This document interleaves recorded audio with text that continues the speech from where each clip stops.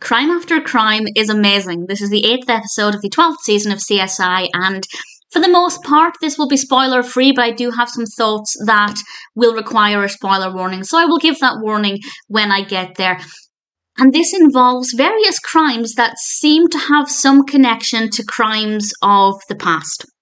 And there is no clue to begin with if they're connected, if it's random, why this is even happening. There are a lot of questions, and we do, of course, gradually begin to get answers. But I found this to be so fascinating for two reasons. One, I loved the concept of these previous crimes coming back to haunt people, as it were.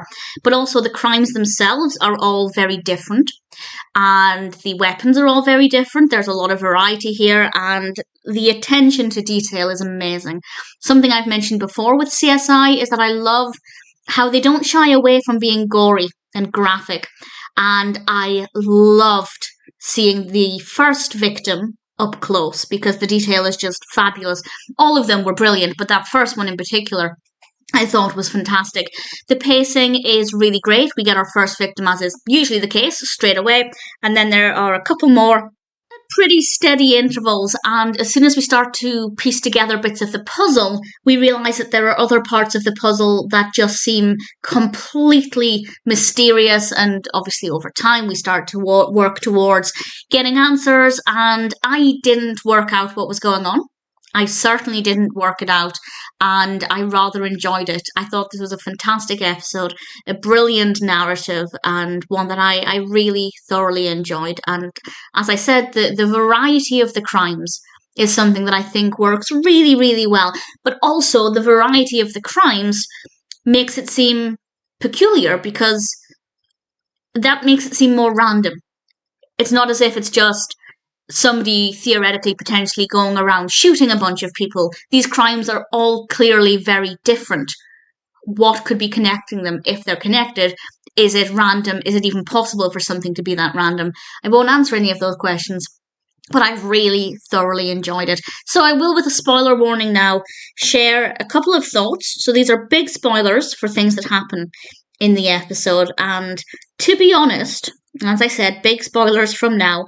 Once they revealed that this was down to an ex-cop, I kind of thought that's really obvious, and I felt a bit stupid for not realising that, because that would make perfect sense.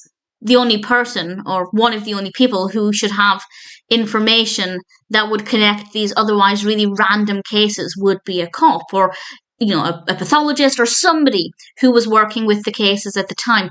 And it made perfect sense, and I just felt like an idiot for not realising it. So if anybody else wants to tell me they didn't work that out, I'd be very glad to know that. But I like the fact that even though we worked out which cop it was, this cop is clearly too unwell to be carrying these out. And then there's that further mystery there of trying to work out who was helping him out. And for me, having only watched this in season 12, I didn't know who Sam Vega was as a character. I'd not come across him before, and I googled the character, and he has appeared in, I think IMDb actually said 21 episodes of CSI, and I obviously had no connection to the character, so there was no emotional aspect for me there, but it didn't matter. I didn't need to know who that character was. It was still, immediately obvious that he was a cop helping out the cop.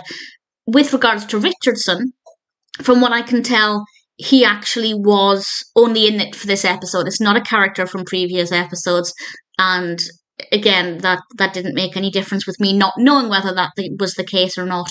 So either way, watching this in season 12, having not seen any of the previous seasons, doesn't make any difference.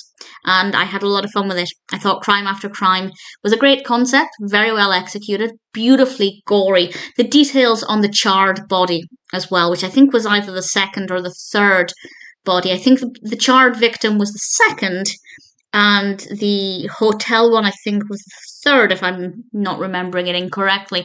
And the detail is just amazing. Absolutely loved it. Brilliant episode. Definitely one that I absolutely adored.